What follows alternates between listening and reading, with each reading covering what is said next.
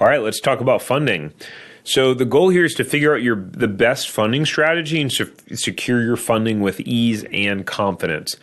So I remember when I told my wife that I wanted to take a $300,000 line of credit out of our home to fund our franchise because we had a pretty significant amount of equity in our home. And she was like, "You want to do what? You want to take money out of our house? That's crazy. That's way too risky." And, our perspective on this has shifted now over 8 years later. But the important thing is to be honest with your spouse in your process. As you're looking at franchises, to be honest with them in terms of why you're looking at franchising, being honest that, hey, like I'm not happy right now, or I'm unfulfilled, or I want to do something different. The more honest you are, I think the more supportive that your spouse is going to be. So I know that the reason why I bring this up in the funding module is because this is where things can get tricky, right? Or sensitive. Money conversations can trigger a lot of emotions, right? And especially with your spouse or with your loved one. So that's why it's important that you really let them know your deeper why of what you're looking at start a. So for my wife at that time, she said, wait, hey, look, you have a track record of not following through on starting businesses. That was true. What happens when you don't want to do this anymore? What if it doesn't work? So these were things that I had to really reassure my wife about. So the issue is a little bit less of actually taking the money out of the house for the HELOC. It was more so around, if we take the money up around the house, like these are my concerns here. And so you want to understand what the true objection is.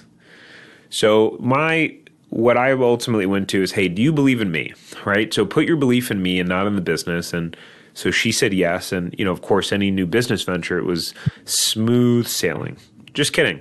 Actually, we got declined. That was showing January 2016. And by the way, this was after we signed our franchise agreement. We signed our franchise agreement in 2015. So we signed our franchise agreement, and then it was, oh crap, we had paid our franchise fee of $25,000, and then it was, whoa, we we got denied. It's the actual letter. And so the good thing about funding is that there are other options. And so we wind up actually just going to Chase, and Chase approved us. So why Wells Fargo declined us and Chase approved us, who knows? But now I've done all my business banking with Chase now over the years. They've been very good to me. So don't get discouraged in the funding process. You may face obstacles. It's just a part of the cost of doing business. So there are four main methods of funding or categories. You have cash, you have utilizing banks or getting an SBA loan, you have seller financing, and that is going to be more so in buying a resale, and you have raising capital. So let's break down those. Cash is super simple, so we're not going to dive more into cash. Most people, even when they have the cash, they may not want to use it. I would recommend not using it if you don't have to, because here's the thing, you can always get a loan. And as long as you still have the cash, you can just pay the loan off early. But what you typically can't do is if you use cash, you can't then go and like refinance and then get a loan on the business typically.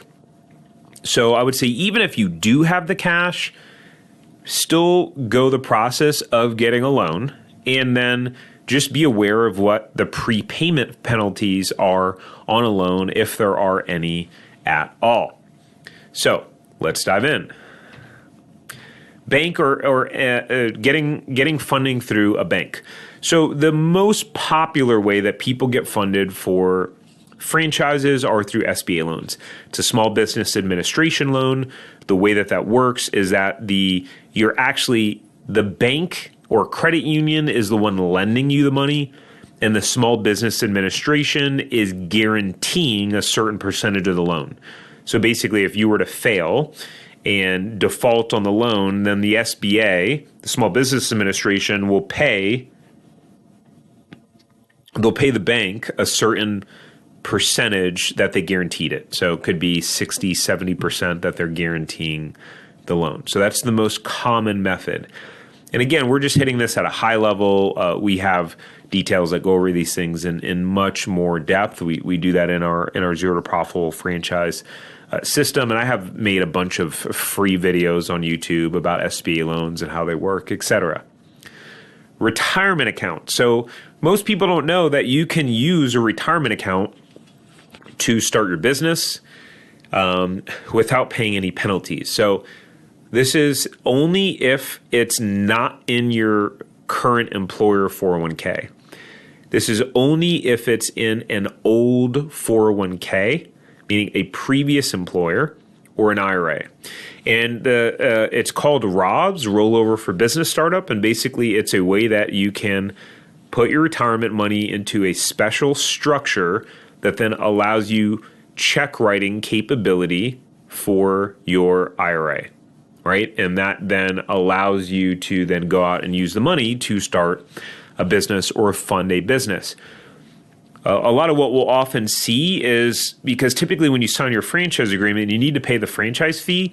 And typically an SBA loan, you'll need about 10 to 20% equity injection, meaning 10 to 20% down as a down payment, with more so than not 20% down on new franchises.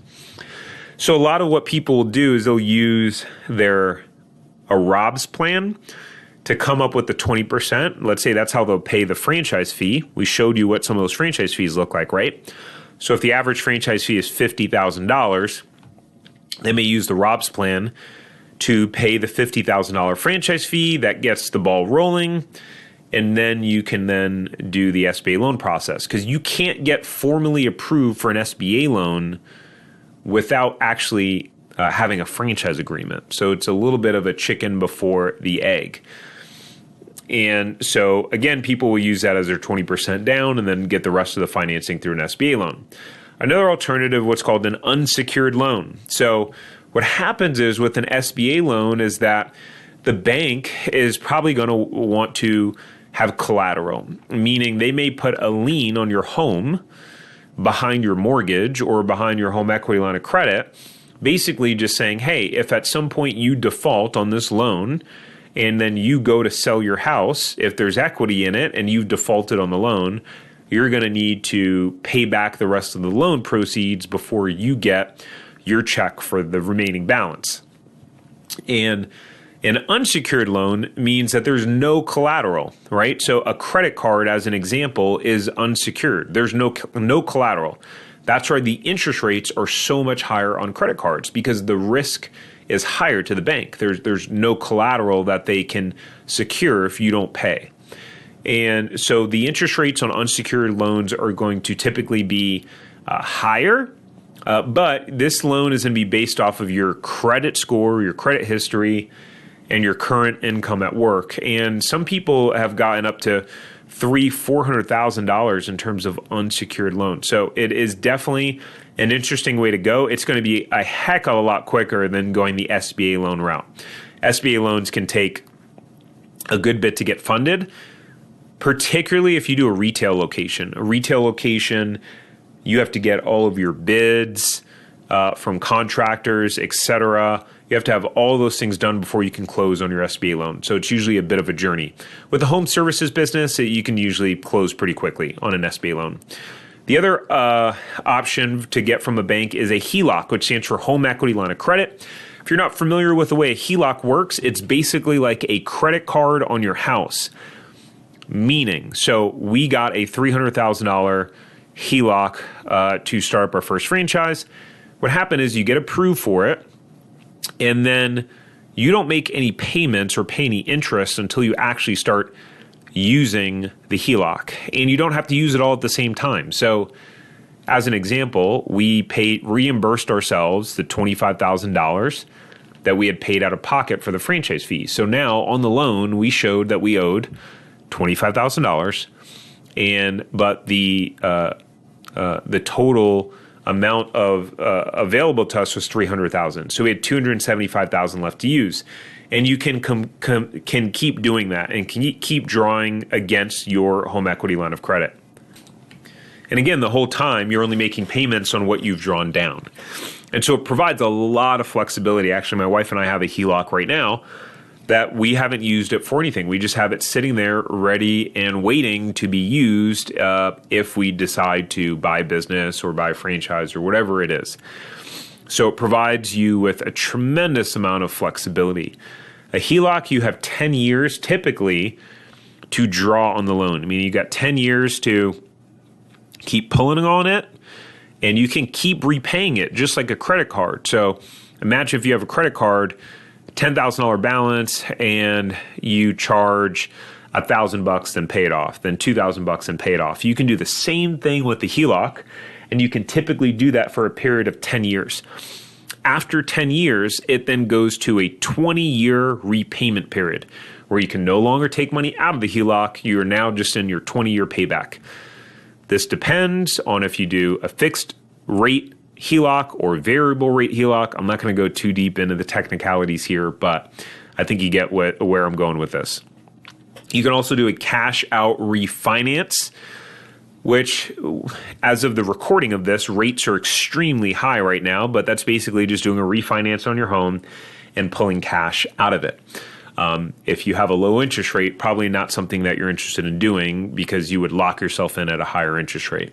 You can also take a loan on your investment portfolio. So if you have a taxable investment portfolio, not an IRA or retirement account, but just a regular investment portfolio, there are a bunch of companies like the Morgan Stanleys and Merrill Lynch that actually allow you to take out a loan against your investment portfolio. So the way that works is your money stays invested in your investment account, but then the investment company will hold it as collateral and provide you a line of credit on your investment assets. So it's super interesting. My wife and I also have this as well. So right now we have a line of credit available to us for a few $100,000 on our investment portfolio where we could access that money as well. Typically, they will lend you around 70, they'll approve you for around 70% or so of your investment portfolio, depending upon the bank, et cetera. Sometimes this does require some underwriting, but that you could get something like that done in like 2 or 3 weeks, like super fast. So the next bucket is seller financing. And so again, that's typically with resales where you can negotiate seller financing. We already talked about that a little bit. And so some franchisors will actually finance the franchise fee. There's not many of them. It's usually some of the larger franchisors, but they may finance it for a year or two that they'll actually finance the franchise fee for you. So just something to think about. Now, the last one is raising money. And so this is a really interesting one. So there's something called a self-directed IRA. And so a self-directed IRA is a way that you can raise capital from friends, family, or whomever, which is basically someone who and it's different from the Rob's plan. So this is getting money through someone else's IRA. So let's say your best friend has an IRA that has $500,000 in it. And basically they can go and move their IRA to a trust company or a specific self-directed IRA provider that allows alternative investing. And so there's many ways that it can be structured, but essentially they could loan you the money from their IRA. And let's say you guys come up with an agreement where they say, okay, hey, I'll loan you the $500,000 that you need, and I'll charge you only 6% interest as opposed to the 10% or 11% that SBA loans are right now, or maybe they charge you 8%. And then you make the payments back to the person that you borrowed the money from. They made it through their IRA, and maybe they don't want to invest in the stock market, right? And maybe they're not comfortable with that, but they're comfortable in taking the risk of loaning you the money. So technically, that is now an investment or a loan that they've made through their IRA, and they can provide you with the money, and you're making payments back to them along with the interest. And so it's a very interesting way to do it. Most people don't know that this is an option or exist. And then I'll just run through a couple of, I thought it might be helpful to understand how some of our clients that have been through our Zero to Profitable franchise system have gotten funded. And so Cole used a combination of seller financing, SBA loan, and raised a little bit of money. And so he was buying a resale business, right? So he used a combination.